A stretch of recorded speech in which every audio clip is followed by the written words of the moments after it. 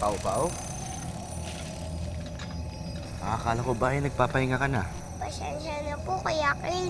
Isip ko lang po kasi kung bakit sobra pong gusto ng mga engkantado, mga brilyante, kagaya ng aking kaibigan.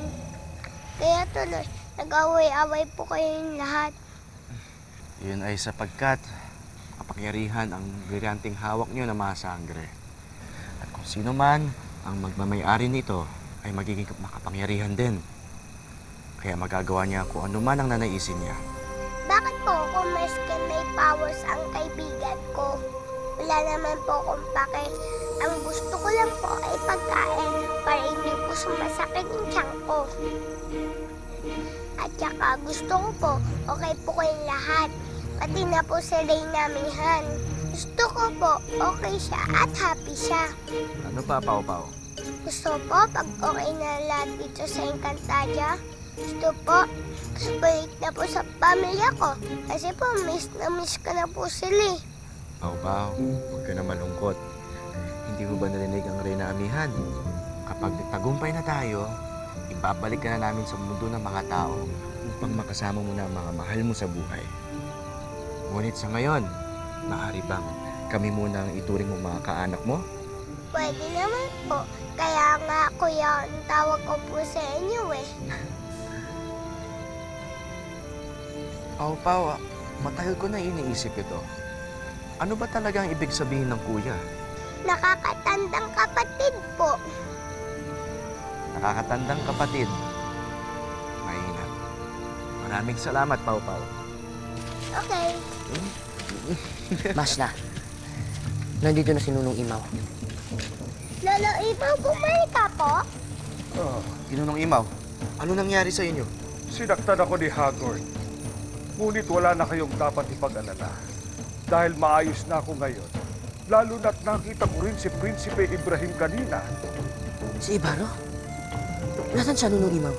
Sa kagubatan malapit sa Lereo. At batid kong igaganti niya ako wantong. Tsak kong ihihingi ni Prinsipe Ibrahim na katarungan ang ginawa sa akin ni Hagorn kanina.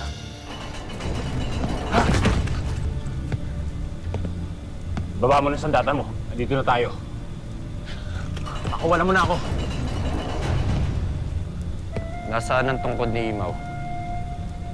Ayan. Sabihin mo kay Hagorn na sa susunod na malaman ko na saktan niyang muli si Imaw, e muli akong babalik rito upang. Upang ano, Engkantado? Bakit hindi ka makapagsalita?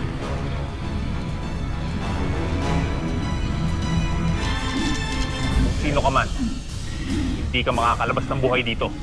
Atay na!